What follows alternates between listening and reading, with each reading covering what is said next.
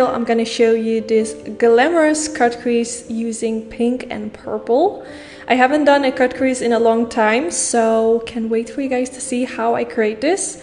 Also in this video, I'll be doing a giveaway, giving away my favorite highlighter, which is by Ultra Cosmetics, the Rodeo Drive. So if you want to join, don't forget to give this video a thumbs up and let me know in the comments that you are joining. And of course, you have to subscribe to my channel. Now I'm gonna start with using this Mud Masky eye serum, which is one of my favorite eye serums. You can leave it just on and it will just really hydrate your under eye area.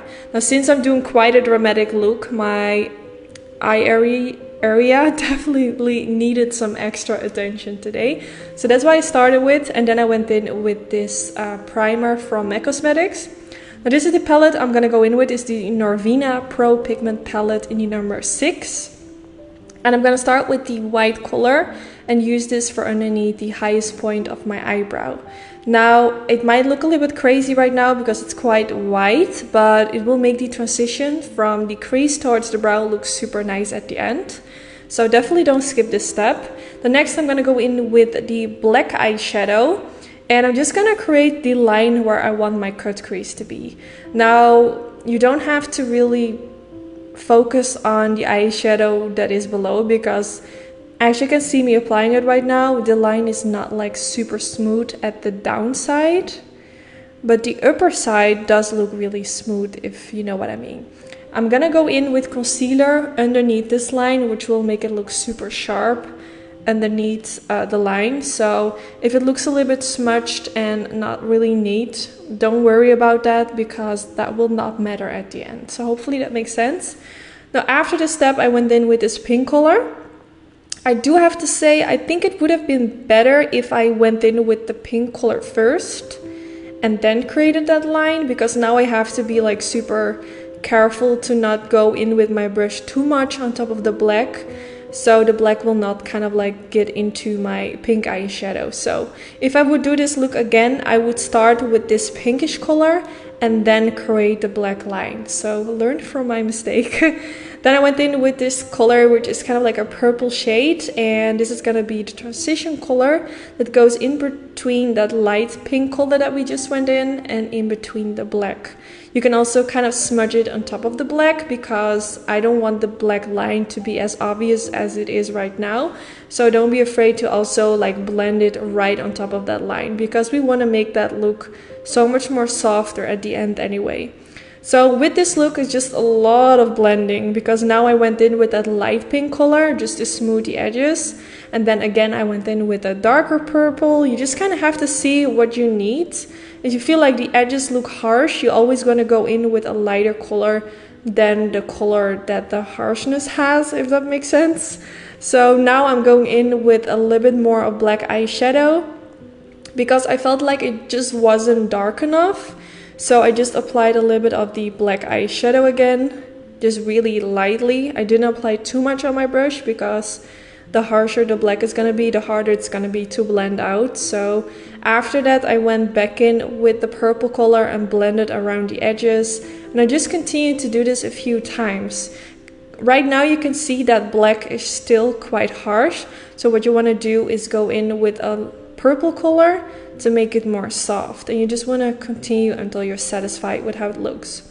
So now I'm going to go in with this concealer, which is by MAC Cosmetics. It's called the Pro Longwear Concealer. It's one of my favorites to cut the crease. It just really does the job, and I feel like it does not really crease on the highlight. It does a little bit if you don't set it really nicely with eyeshadow, but for me personally, it's one of my favorites. And I do have to admit, I haven't really used a different one in years, so I can't really say if there's like a better product than this one, because I have never really tried a different product anymore. But for me, it just works. So I'm that kind of person that if I find something that works, I don't really switch really easily. I'm always a bit afraid to try new products, because what if it doesn't work and it will just end up looking crazy? So I might be a little bit boring when it comes to that, but I feel like just when something works, I just stick to it basically. So I'm just focusing on cutting the crease, and I'm just going right below that line that I had created like at the beginning. And then at the edge, I'm making a really slight wing with my brush, if that makes sense. So now for the next step, I'm gonna go in with this pencil, which is by Colourpop. It's the white one. I'm not sure what the name is, but it's the white pencil.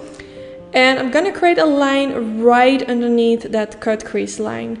Now, as of right now, it might not really make sense why I'm doing this, but it's gonna create kind of like an empty space in between the eyeshadows that I'm gonna apply on the eyelid and the crease. But you will see that after this. So now I'm gonna go in with the matte white color again from the Pro Pigment 6 palette from Nervina, and using this for the inner corner of the eye. In this video, I'm using a lot of brushes. I'm just switching constantly. I don't know all the names of the brushes that I'm using, but most of them are from Sigma Beauty, which I have a discount code for, which I will link down in the description bar. And some of them are from Suiva, some of them are from Morphe brushes, and some of them I think are from... have I forgotten the name? I think that's all it actually. So after using the white eyeshadow, I went in with this Nervina palette, which is the volume number 4. So this is a different palette, but it's also from Nervina Cosmetics. So I used this pink color over the eyelid, but I'm not gonna apply it all the way up. I'm kind of leaving that white pencil in between the eyeshadow, if that makes sense. You just wanna leave that white stripe. It's kind of hard for me to explain in English. For those who are new to my channel, I'm from the Netherlands, so English is not my birth language, so sometimes I'm really struggling with what words to use, how to explain. So hopefully just by seeing me doing it, it kind of makes sense. So now I went in with this pinkish color and blended this at the outer edge of the eyelid, also kind of applying it on top of the previous color I used to really blend both of these shades into each other, and just smudging my brush back and forth. This brush is actually really nice. It's also included in the brush kit that I created together with Sigma, which I will link down in the description bar. It contains 6 of my favorite Sigma brushes, and that one is one of them. So now I went in with this glitter color, which is also in the volume number 4 color. I forgot to show it in camera, but it's the pink glitter that comes in the palette. It's like a pressed glitter pigment. So now I'm gonna go in with some eyeliner. I wasn't really sure if I wanted to go in with eyeliner, but I just decided to do it. So I'm gonna go in with this gel eyeliner with a eyeliner brush. The one that I used is from Anastasia Beverly Hills. And I'm just gonna create a simple line above the lash line, and then after this I'm also gonna create a wing line. I do have a special video where I go way more in depth on how I create my wing liners, so if you're curious to know, I will link that down in the description bar, and hopefully that video will give you some more tips and tricks. So I'm just focusing on making my wing liner as sharp as possible, and then I went in with this Kajal eye pencil from Sama Kusami, which is the black pencil, which is actually super nice. I used to love the Makeup by Mario one, but mine is actually all up used. I don't have anything left anymore, so I need to get a new one, but in the meanwhile I'm trying this one, which is actually really nice as well. But the Makeup by Mario, I feel like stays a little bit better in my waterline in place. But if I apply this and then after that I reapply a little coat, this one stays really nice as well. So definitely recommend, but I don't know, I just feel like the Makeup by Mario might be a little bit better.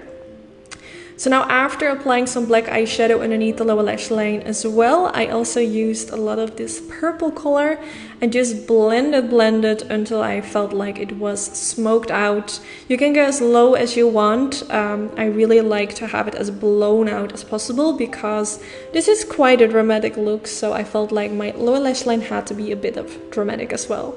So now for in the inner corner, I went in with a little bit more of the matte white shade, which I think gives a really cool effect.